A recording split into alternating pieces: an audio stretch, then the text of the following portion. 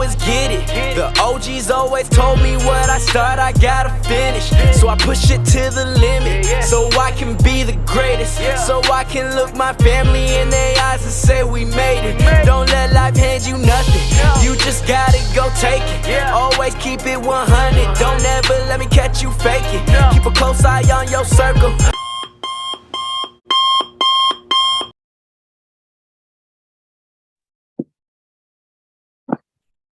Hey, y'all, welcome to the Post Prison Podcast. I'm your guy and host, businessman and entrepreneur, Darryl Riley. Joining us today, as always, is my sister, Miss Cynthia Brady. And our guest for today is Brother Terrance, commonly and popularly referred to as Brother Caution. He's going to tell us about that in a second. We just want to ask y'all to continue to like, share, and subscribe. Follow us on Facebook, YouTube at Post Prison Podcast. You could also email us at postprisonpodcast@gmail.com. So for today's topic, we're going to continue focusing on these systems and our experiences with the prison system along with our title. Today's topic is the school to prison pipeline and preparing youth for prison. And again, our host is Mr. Terrance, commonly referred to as Caution. Mr. Terrance, Mr. T. Man, it's good to see you. This is not just blowing smoke or filling up space. I think we've connected quite a few times over the last several years and watched a major transformation and changes in your life, man. It's just good to see you, man, on this side, smiling, invigorated. I was worried about you for a minute, but it's good to see you, man. Welcome to the podcast. Oh man, thank you so much for having me. It's a pleasure to see you both. We go way back for a minute now, so it's I was counting up the years in my head. I said, man, that time flew by. So it's a pleasure to be coming back full circle and being around some very positive Black imagery in my life. So just a blessing to be here. Miss Cynthia, what's going on with you? You good today? Yeah, I'm good. I was out on a little excursion here. I drove over to Tacoma. My nieces and nephews is involved in some track meets and relays and all types of different stuff. They showing up and showing out. Well, that's good. I'm glad you could join us. Brother Darryl had another class he was involved in at this time. Hopefully we can catch up with him next week. But today we're going to talk about the school to prison pipeline. And in case you don't have any idea what the school to prison pipeline is, we're going to give you a little something to chew on based upon the technological definition of it. But in talking to Brother Terrance and myself and our stories and how they so align with the lack of education, we want to give you this definition as well. So the pipeline encompasses the growing use of zero-tolerance disciplinary school-based arrests, disciplinary alternative schools, and secure detention to marginalize the most at-risk youth, along with court referrals. So what that essentially means for me in layman's term, before I pass it over to you, Terrance, and before I read your bio, is that we're undereducated. They're more interested in disciplining us than educating us. And a lot of people might have their own experiences or their own definitions of what that means.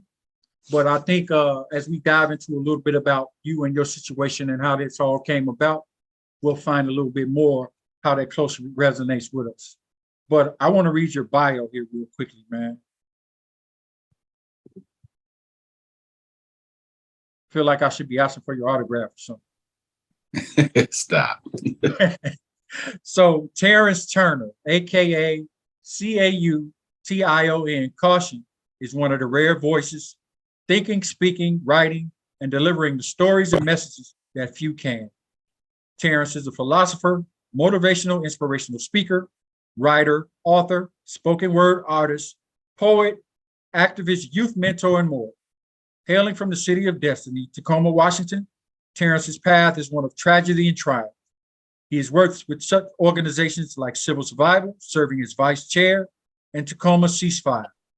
Currently, Terrance has partnered with Ramon Hall's Pathways Department, working with young Black males with violent offenses that are on probation.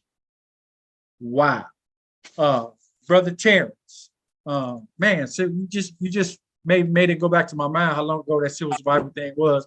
It's kind of like we were the young X-Men. We got all these people at the start of what they were trying to do, and now you got all these superheroes, from Tara to you to Cynthia to Omari.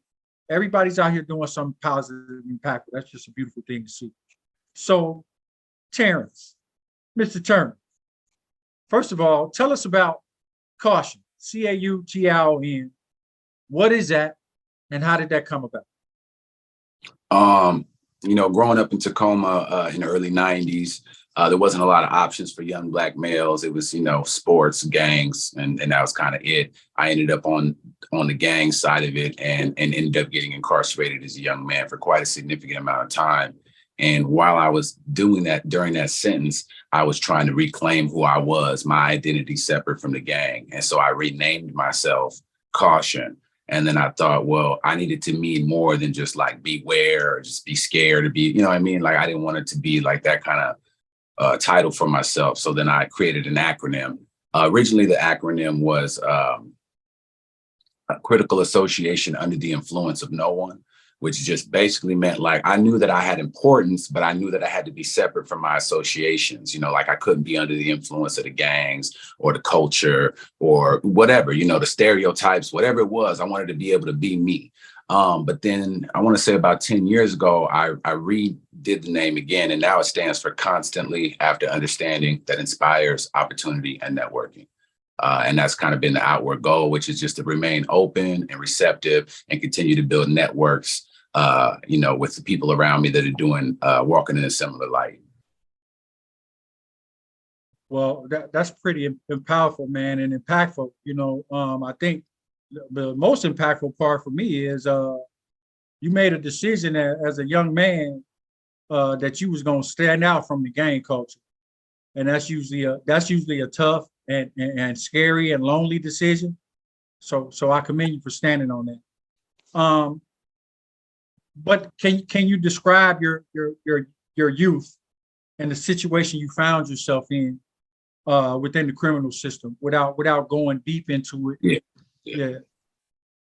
I could say, like I said, young teen, young Black male in Tacoma, single parent situation. Being that I'm biracial, my mom is white, she's at work 24/7. Pops is non-existent. So any part of my culture that I may have gotten, the Black side of my culture that I may have gotten from the house was then substituted with the streets and everything else. So, I'm not saying if Pops was around, that would have been the best culture, but at least it wouldn't have been the culture that I was getting from outside in those streets. And what I found myself, and my mom moved us into a decent neighborhood.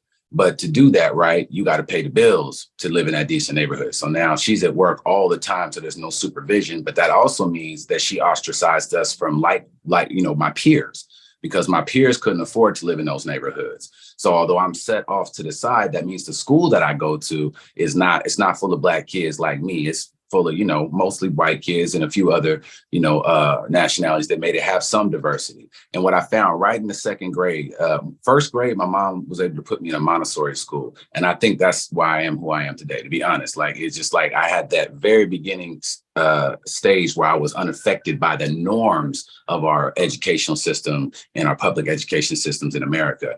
By having that kind of one-on-one experience in the constructive methods of teaching versus traditional methods of teaching and dictatorship, which is what we get in our normal public schools.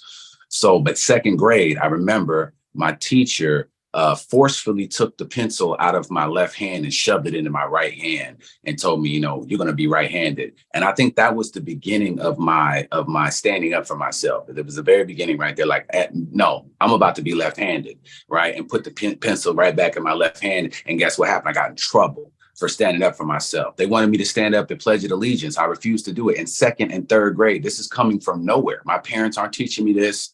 The society wasn't teaching me this. It was just something inside me saying, this ain't right. And I ain't with it.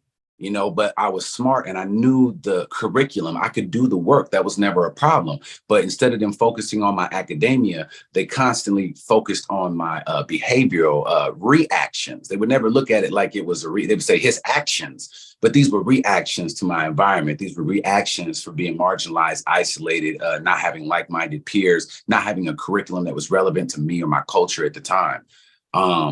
And I remember it wasn't until in the second grade, that's when they started documenting me, though. That's when they started what I call creating a paper trail. And they began that right then, even though I didn't know this until I was later, but that's when it started.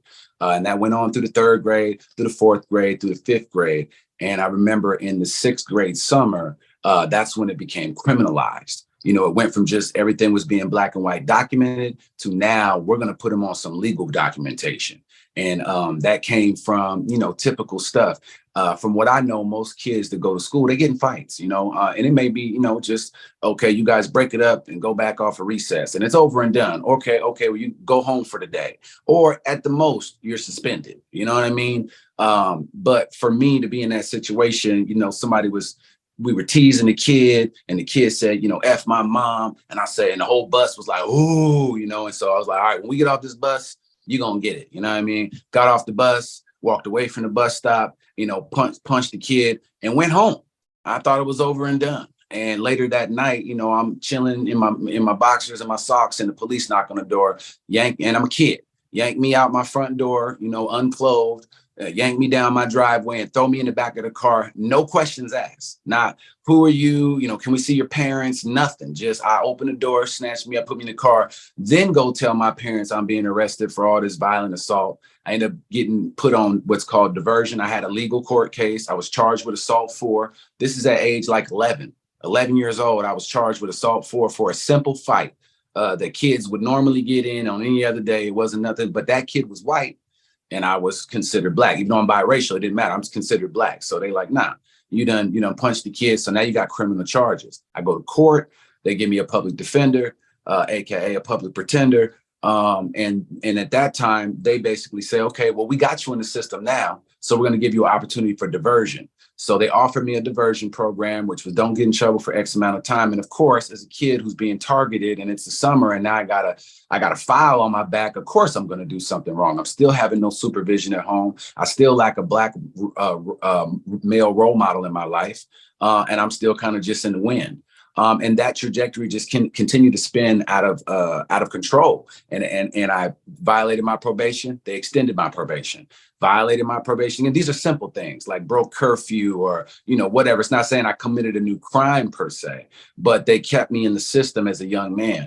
When I turned 13, unfortunately, I was in the wrong place at the wrong time. And I was shot. Me and my friend were shot in the mall in front of everybody. And we survived, but we were provided no counseling, no trauma informed anything, and what that did, I was blamed for getting shot.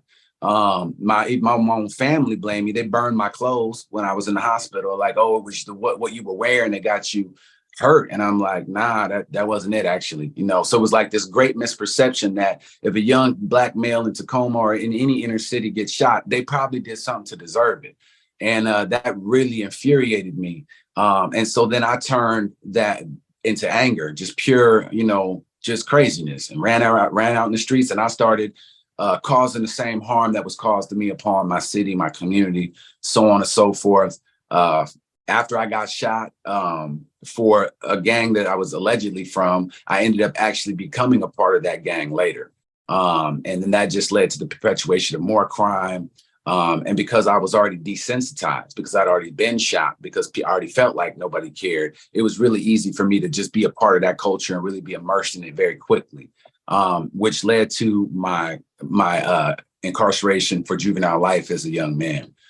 So I'll pause there so you can answer any, you can ask me any other questions, but that's kind of what led that trajectory of while I was in school, instead of focusing on my academia, they continued to build this paper trail. Every time I did something a normal student would do, I was consequented highly or just way over the max, over the top, like just didn't even make sense. I was expelled from the entire school district for no reason.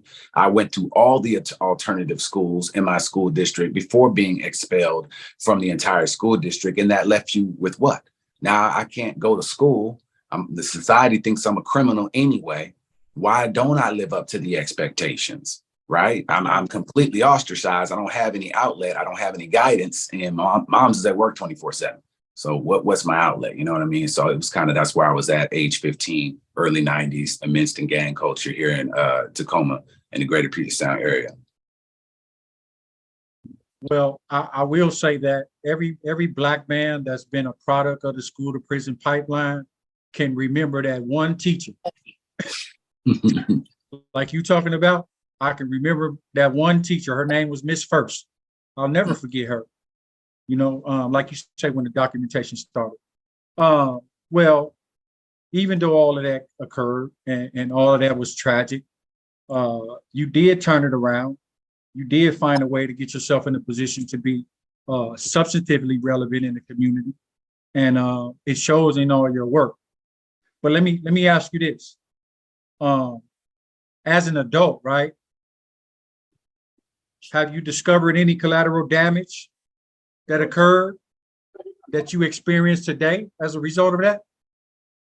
Yeah, I mean, you know, it's really hard to shake a societal stigma and also an internalized stigma, right? Because when you're constantly being stigmatized, you may begin to internalize that and it becomes your own reality, right? And so I think, you know, for the longest, I think I've been trying to prove to people that I'm a different person and that I changed. But what I realized along the way was there's no reason for me to prove it to anybody else anymore.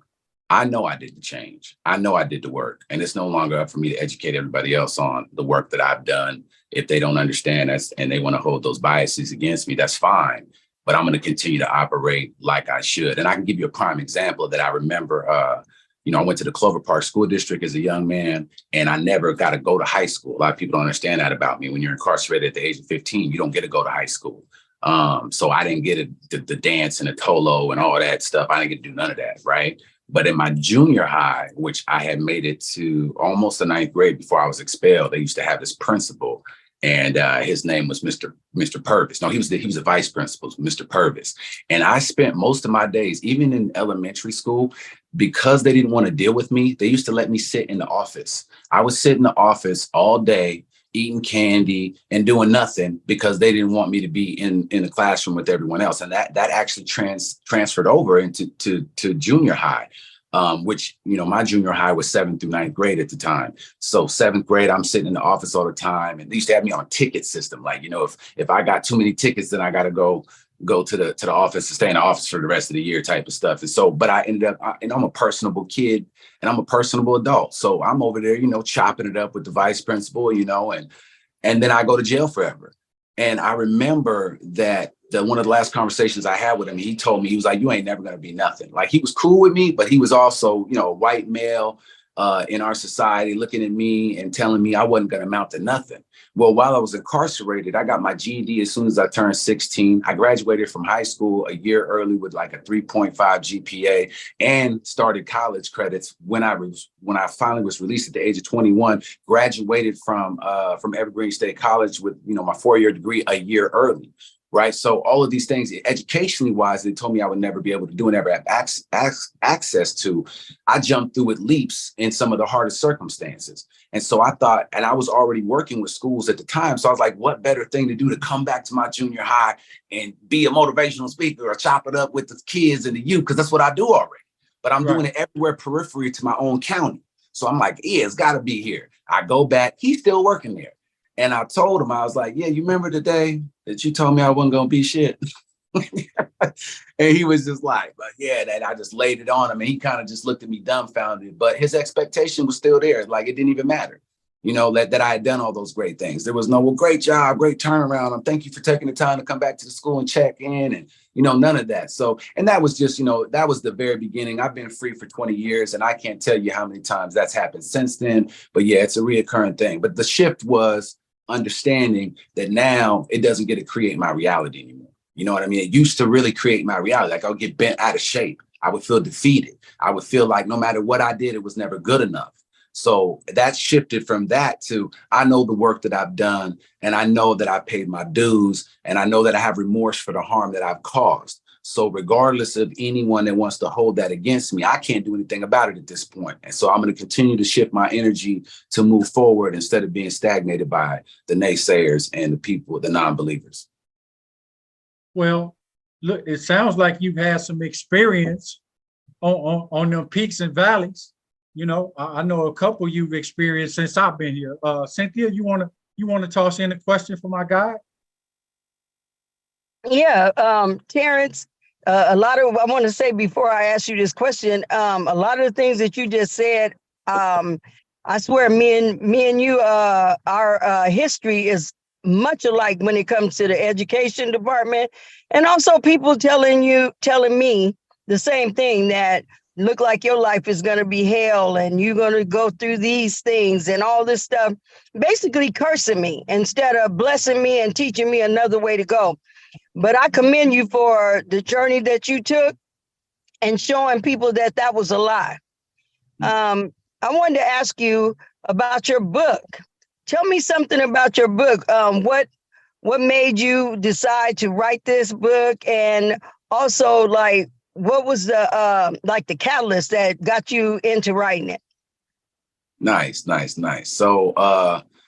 So the catalyst that got me, I'm going to answer it kind of backwards and then forward. The catalyst that got me writing in the first place was music. I used to freestyle before I got locked up. I used to just rank on people and bag on people. I never would take it serious. We just get in a circle and I go off on their outfit or their features or whatever. And we used to, I love making people laugh. That's kind of how it started. However, when I got locked up, I was really, really, really angry. And I wrote a piece. It was very, very violent, actually. But I wrote that piece and I memorized that piece. And that was the first time I'd ever written anything down.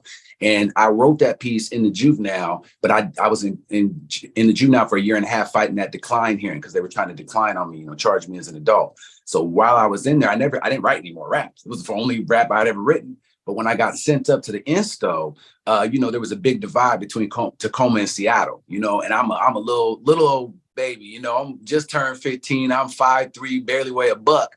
And I'm a new boy up in there, and all these other cats been in there, and some big old dudes from Seattle heard me saying that rap to my play cousin, and he came over like, "Hey, dog, what'd you say?" I was like, I don't. What's the problem? You know what I mean? He's like, "What'd you say? Say that again, dog." I'm like, "I didn't even say nothing." He's like, "Nah, what you was spitting was filthy." And I remember that's the first time I ever heard that word, and I thought it was like a diss. And so I was all upset. And then he was like, "Nah, man, that was really dope. It came from an older person, a black male. So, and from somebody not from my city. So it was really powerful for him to have that." And then I remember he walked me around all these older cats that was in there, and he was like, "Say that rap again." And so that was the beginning of the inspiration to continue writing. And now flash forward to the book. Out of my 6-year sentence doing my juvenile incarceration, I want to say when I turned 18, and I had been writing the whole time I was incarcerated now. So once that man inspired that in me, I was prolific, just writing raps every day, reciting them, recording them if possible, all that. But it didn't really bridge out into other things until later when I started expanding on my ideas and just kind of having this free write format that I wasn't really used to. And that came from the Gateways program. It was called Gateways for Incarcerated Youth. A woman in our community, she was the director or the creator of reservation-based studies at Evergreen State College. Her name is Dr. Carolyn Youth. She's like she's my adopted grandmother, right? So she and another lady named Susan Cravey that worked inside the institution, Susan reached out to her and said, "Hey, we got these young men in here that really need some help. They need connection to their culture. They need something. What can we do? Because I'm talking to the system and the system don't want to do nothing." So she reached out to her community partner. They decided to come together, and boom, within a minute, they created this program called Gateways for Incarcerated Youth, which originally provided culture classes and awareness about who you were if you wanted to know about where you come from or anything like that. But then it turned into offering college classes, like a couple credits for college. In that, they started having us do free writes. And I had already written a bunch of free writes. So now, long story short, I've done 4 years of my time, and I did that first 4. I call it hard time. In and out the hole, custodial assaults, escape attempts, contraband galore, visit restrictions galore. I just didn't know how to do my time. And once I finally got a grip on how to do fast track. But anyway, I got in trouble, and they put my mom on visit restriction. My mom would drive almost every Sunday for my entire 6 years, all the way out to Chehalis to Centralia, on a Sunday to see me, and she hated driving on the freeway. So for me, it was always a big deal. It was my only connection to freedom is that she would come see me. So they finally realized this boy's slick. He been locked up too long. He know too much. He know how to get away with everything. So we just gonna start taking the only thing that he care about, his visits. And so they put me on visit restriction. I remember I called home to my mom. I said, Mom, they did it again. She's like, what you talking about? I said, man, they put you on visit restriction. She said, they didn't do this. You did this, and hung up. Click. And I remember sitting there on the phone. Yeah. But this is the stimulus. This was the biggest pivot in my life came from that phone call right there, because I was looking for acceptance. I was looking for somebody to say, yeah, fuck the system. But she didn't do that. She reflected it back on me and said, and without saying it, said, where's your accountability in this? Click, and hung up. And so now I'm mad, and I remember crying on the little payphone. And I stayed on the phone even though she had hung up on me, because I just got on the phone and she just hung up like instantly. So then I remember they had me on the hold for 3 days, and they're not supposed to give you nothing in the hold, but they gave me a golf pencil and like some little note paper. And I just wrote, angry, just wrote. And I wrote something, and it was titled "Incarceration is Death. Can You Survive?" Now I'm out the hole.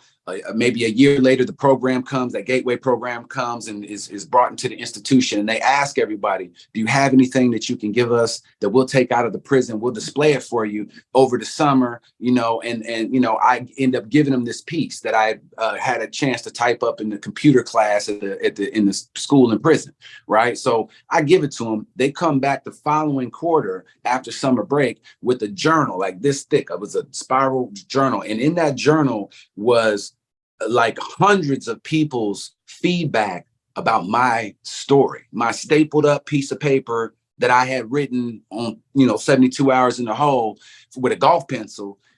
And I cried. There's tears all over. I still got that journal, right? But then they said, Terrance, do you know what you wrote? And I said, what are you talking about? And that's when they showed me the journal. And they said, would you be willing to like polish this, to like put this into a readable structure? Would you be willing to make a book out of this? And I said, sure. And that was where my entire life changed, right there in that moment, because I was empowered from the confines of incarceration as a forgotten young man who thought the world forgot about him. And here it is, my words escaped prison and were powerful and impacting people in ways that people I never even knew. So it allowed me to know I had value when the system, the world has showed me I had no value. And that was when everything changed, right? So then we wrote the book, and I became a published author at the age of 18 from prison. Never set foot outside the prison. They sold like 1,000 copies of the book at the local food co-op and wrote me a check and came in and gave it to me. And so it like just it changed the game for me. Then a year later, they said, Terrance, your message was so powerful. Would you be willing to allow us to take excerpts of your first book and create a new book called, that's going to have other young men's stories in it that are also incarcerated? And I said, yeah. And we named that book Through the Eyes of the Judge. That's this book right here, actually, right? And so this book has been required reading at Evergreen State College for almost 25 years. So if you're ever there and you take that class, the Gateways class, you're going to have to read our stories. It's been in all kinds of prisons and institutions. It's been everywhere. And so it's just been a blessing to be a part of that experience. So that's a little bit about the book and where it came about and why it came about, because a lot of people set out with intention to do things. And sometimes you can just in proximity to being who you are, end up in situations you never thought you would be in. Because if somebody ever said, did you want to write a book? The answer is no. When I was in that cell, was I intending to write a book? No, I was venting. I was angry. I was upset. And I was challenging the system and highlighting all the things that were wrong with it, and highlighting the fact that all of us young men come from broken homes, broken systems, missing father figures. I noticed it was one of the reasons I stopped gangbanging, because I realized they weren't the enemy. I realized when the guards came out, whether we was on opposite ends or whatever we all ran together, right? We all getting maced together. We getting slammed together. So I realized you can't be my enemy because we got the same oppressor, right? So I was like, so that was the big shift for me, to get out of the gang situation. Go ahead, Darryl. Well, my next question, you already answered it, though. I was going to ask you, and it's quite funny, how did it affect your parents? And and was your dad around? But your mom has instantly become my hero in this story. You know what I'm saying? I think that was the key turning point out of it all. So that kind of answers my question for me. But yeah, you were getting ready to go into it. I was going to ask you, how did your situation affect your work today? Well, really, it made me. So when Gateways came to the prison, it was much more than a learning experience. It was a life experience, right? Because the two women that founded it were really coming from a place of deep care and concern and compassion. They had no alternate agenda. They weren't trying to profit off of it. They were literally trying to help young men that were devoid of love. And so that was the first time in my life complete strangers poured into me. And it was the beginning of me understanding that you can expect your mom to be there for you and she won't. You can expect all kinds of things. But sometimes your help will come from the place you least expected it from. It'll come from the people you least expected it from. And so I had all this hatred for people, for white people, I had anger. But when these people showed up, they had no ulterior motives, and I could feel that. So it was like, and they showed me over time, they consistently showed up and showed up and showed up. And so it was like, yo, I have to make this shift. And so when they brought that into the system, when they brought that program into the system, she taught me the word altruism. Right. And I remember it was the first, like, I'm a wordsmith and I love vocabulary. I used to read the dictionary front and back and create vocabulary, flashcards and try to learn it, expand my vocabulary. But I didn't know that word. It was altruism, which is unselfish concern. And once I learned that, because it was demonstrated to me, it wasn't theoretical, like it was visceral. You know what I mean? So once that happened, I realized that it's all about paying it forward. From that point forward, I knew that everything I do has to be paid forward. You know what I mean? Because they didn't have to pour into me. All the stuff that I did, all the places I've been, all the scars I got and scars I gave people, they didn't have to do that. So once I realized that, I was like, that's my vocation. That's my life job, is to make sure that I don't replicate the harm that I did, but that I also help undo the harm. So you can call it restorative justice, you call it whatever you want, but I've been doing that ever since. And that also came in alignment with, I'll just give you a quick snippet of, I got in a lot of trouble when I was in Green Hill, because although I was ex-affiliated from a gang, people from that whole side that believed in that whole that color, right? I guess because I was an old timer in the young system, they looked up to me. I had pull, I had influence, but I didn't understand the influence I had. And I remember two things happened. And when I was in Maple Lane, somebody was running their mouth, and I was just sitting at the table minding my business. And I remember saying, man, somebody should punch that dude in his mouth. Well, 2 hours later, he gets punched in the mouth, right? Now, I didn't say, you go over there, punch this dude in the mouth. But for some reason, I had spoken into existence and somebody acted on it, right? And then the guards came in and put me in the hole. And I remember, I was so mad. Like, I didn't physically touch nobody. I wasn't nowhere near it when it happened. How am I in trouble? And he looked at me and said, Terrance, sometimes we're leaders and it's not by choice. It took me, I think, 7 years to even for that to permeate my brain, for me to really understand, because we're coming from a guard, you know what I mean? So I'm like, my wall's up. You ain't got shit to tell me, you know what I mean? But there was so much factuality in what they said, and that's why it resonated with me. The second thing was, it happened again when I was in Green Hill, but this time some serious harm was caused to a young man. And at that point, it was like, okay, now I know I got to do something different, right? So now I know, even though I had stopped banging, even though I had done the cosmetology program and the culinary program and the landscape program, and I had already graduated from all the things, you know what I mean? There was still something I was doing that was allowing a negative influence for those younger than me, or even my peers that looked up to me. And it was understanding that in that moment that I had to do a hard shift, that I couldn't toe the line. You know what I mean? I couldn't walk the fence. I had to go all the way to the other side and remain there. And that's, I think, why people that know me and know my history, they really respect me today, because they know well, you can't, first of all, if you're in the streets and you want to stop banging, that's going to be hard. But if you want to stop banging in prison, that's a hard sentence after that. That's a different animal right there. Yeah. So, and then coming out into my community and showing up over and over and over again, even when other organizations do me wrong, even when, other places, don't provide the same opportunities, when I've been out here doing this work and they know that, and they skip over me and they want to go empower somebody from California or from somewhere else. But you're skipping over the local people that have been here doing the work, that are completely invested and completely care and continue to show up. And so but I also realized that ego was playing a very powerful role in my life, and my expectation that I'm supposed to be at all these things. So once I started to let go and just allow me to be in flow and show up when I'm called upon, now everything seems to be great and there's no issues. And I don't even get upset or feel like I was missing out or that they should have thought of me. I'm like, no, I'm exactly where I need to be and how I need to be. But that's a long time coming. Like we're talking about the very tip of this flower opening right now for me. But everything up until that point led me to some hardships, but that grit, that tenacity, that integrity to continually show up. And you did that for me, brother. I mean, I remember, you walked out of that board meeting and from that day on, I was like, you my hero. You know what I mean? These are facts. Me and Amari had so many talks about you and about that situation when it happened. And I just remember like, man, nobody stood up for me like that in my life.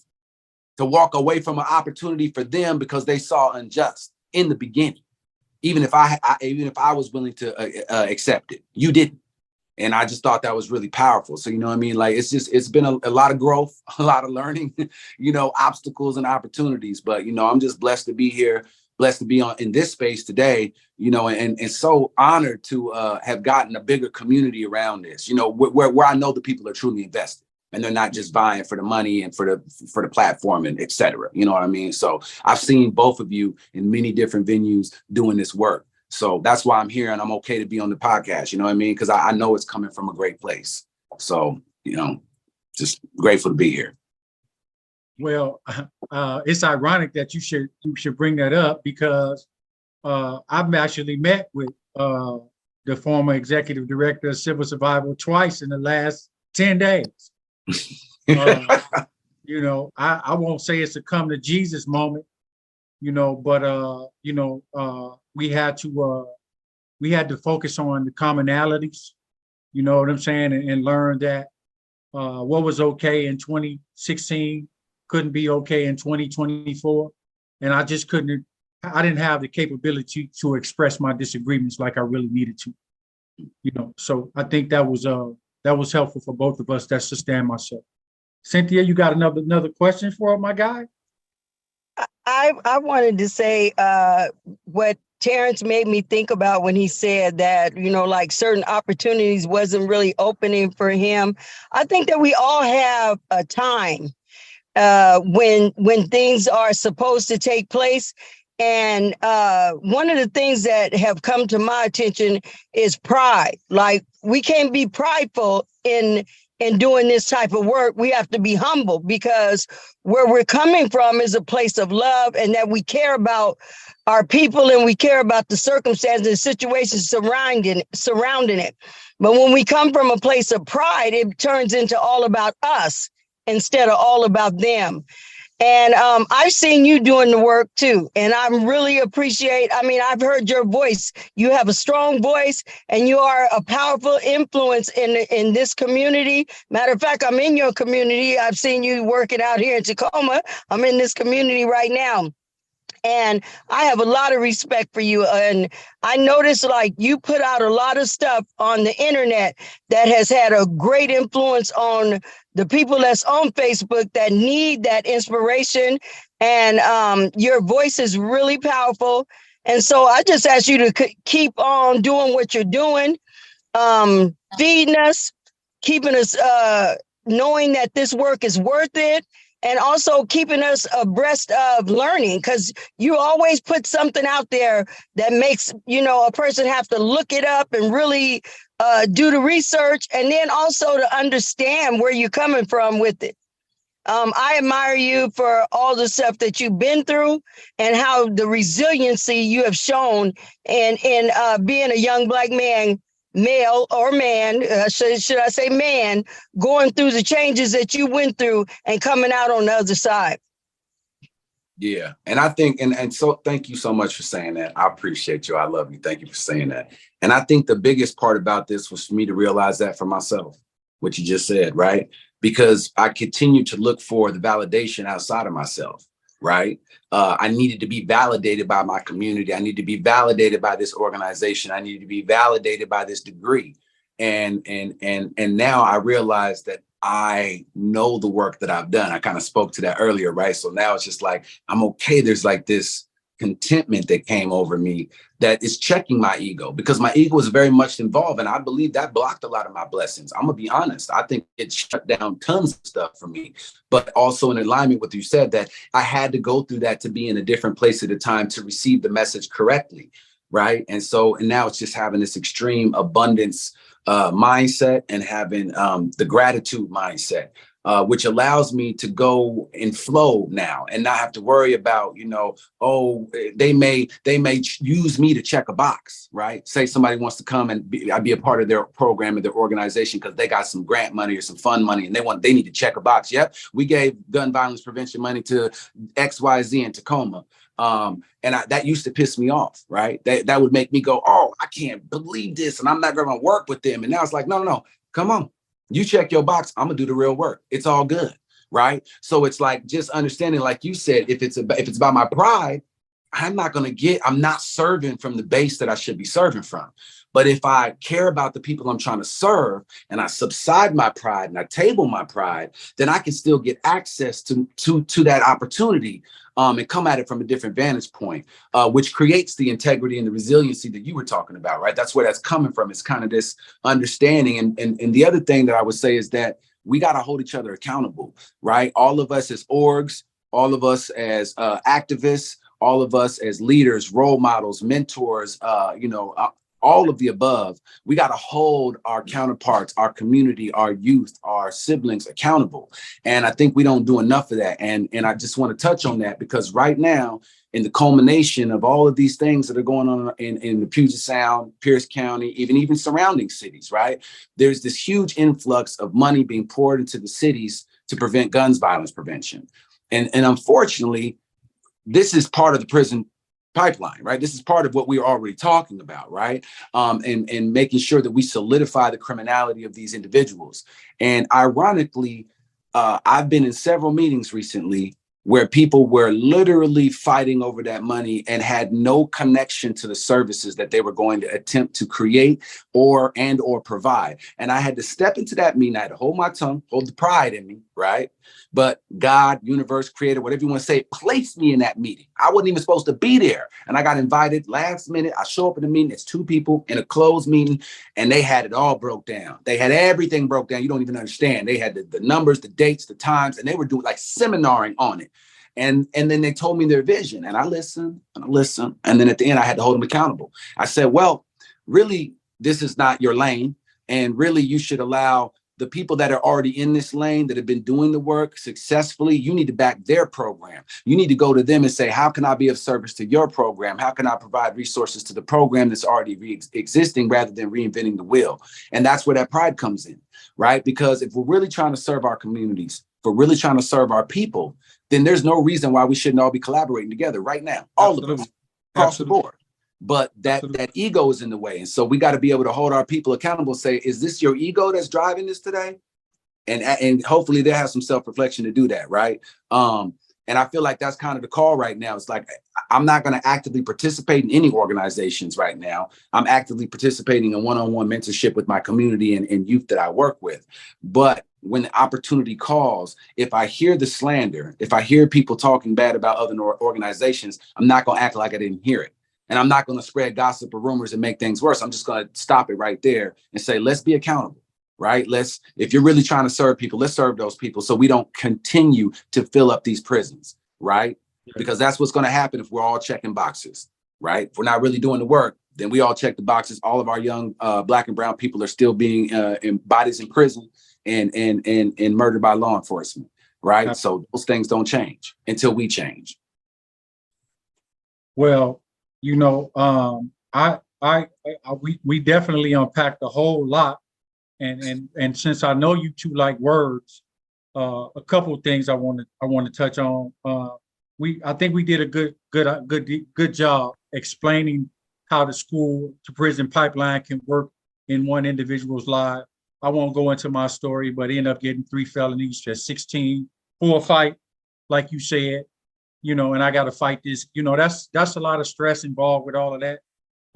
So we understand that exists, but we also understand that we found ways to build it back, build that pipeline back, and we can be proud of that. Thank you what you shared about civil survival, man. I appreciate you saying that. But what I got from this is you talked about giver's gain. That's when the opportunity comes from. Remove the ego, self-validation, and hold them accountable. I appreciate you saying that as well. Cynthia, I've been meaning to have this conversation about this word with you for quite a while. And you and Terrance usually post words from the dictionary and all that.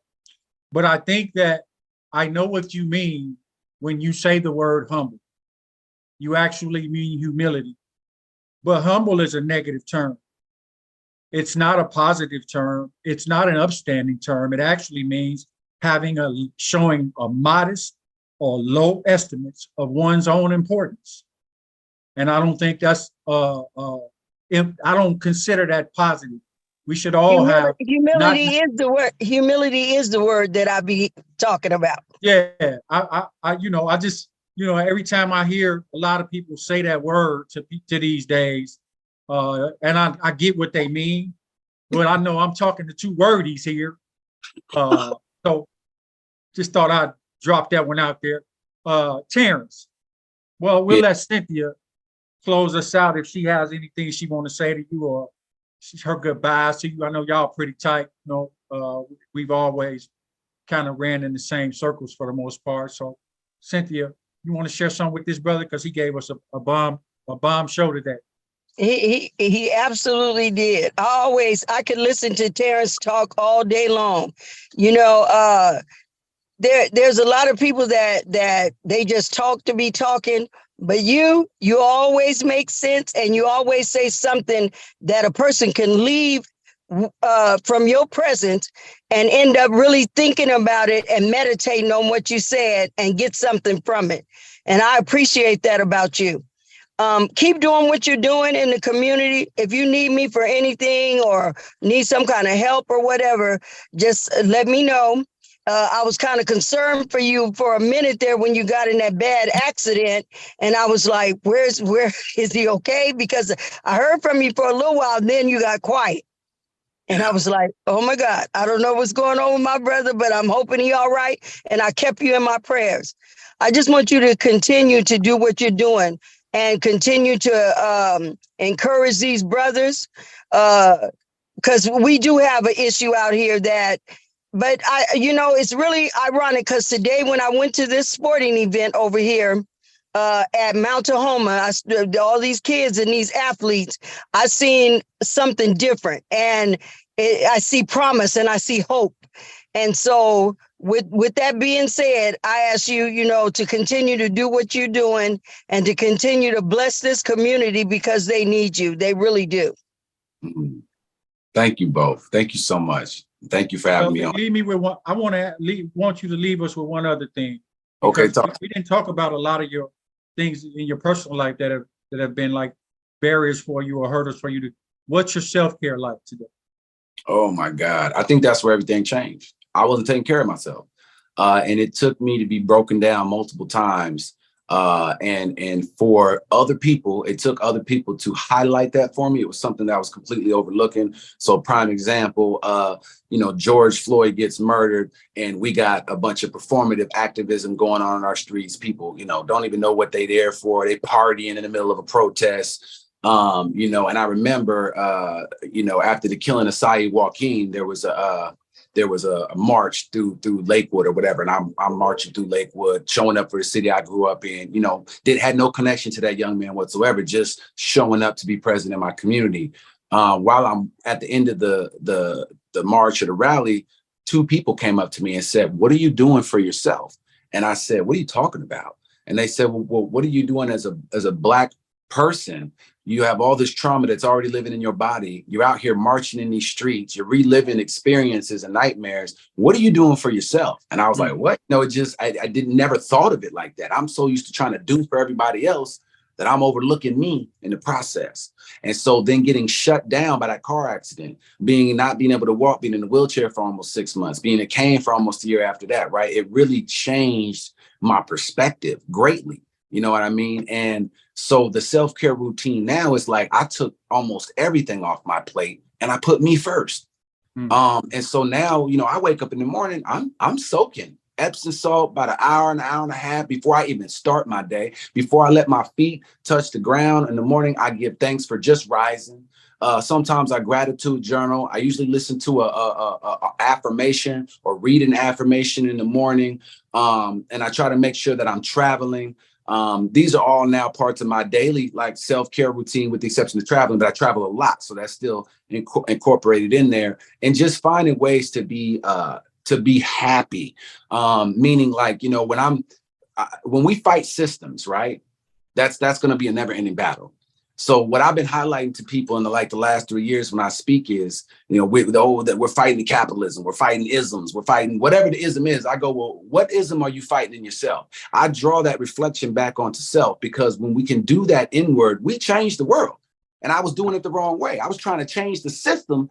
We don't change the system. We change people who work inside systems. And then when people change, systems change or erode, one of the two. But so that I'm just trying to get everybody to look back in on themselves, because we look out so much, we overlooking all the work we could be doing. We spend all that energy and effort, and it weighs you down, it tears you down, it claws at your soul. So for me, in doing the work where it's so tumultuous, working against uphill battles against systems big like racism and, you know, all the isms, those are infinite battles, right? So I'm like, well, what about the oppressor in me? And that's part of my self-care routine. It's like just drawing back in. And before I run out here and walk in these streets again, how about I walk for myself? How about I go do a lap around the lake for myself? You know what I mean? And that's kind of what the self-care routine looks like now. It's just making sure that I'm really taking care of myself so that I can be there when it's time to be called upon, all the way present. That I'm not drawn in so many directions that I show up and I'm not even who I'm supposed to be in that moment. Right? Absolutely. So that's why self-care is so important now. That's good, man. What about the oppressor in me? Yeah, that's right. So listen, so I want to thank you, bro. Very greatly appreciated for the strong character you are, the strength in which you speak. You know, I always find when I'm listening to Black men, man, I'm always finding out what I can incorporate. You know, I'm not too removed to where, you know, I can't learn something from anyone. So I want to thank you for your teaching and instruction today. Cynthia, I want to thank you for showing up like you did. I appreciate you. Love you very much. And to all of y'all watching, we want to thank you. We ask you to continue to support us by like, sharing, and subscribe. Visit us on YouTube at Post Prison Podcast or on Facebook. You could also email us at postprisonpodcast@gmail.com.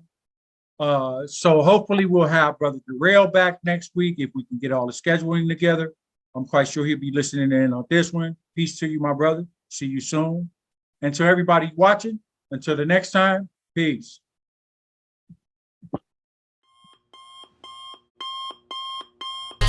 Every morning I wake up, all I know is get it. The OGs always told me what I start, I gotta finish. So I push it to the limit, so I can be the greatest. So I can look my family in their eyes and say we made it. Don't let life hand you nothing, you just gotta go take it. Always keep it 100, don't ever let me catch you faking. Keep a close eye on your circle.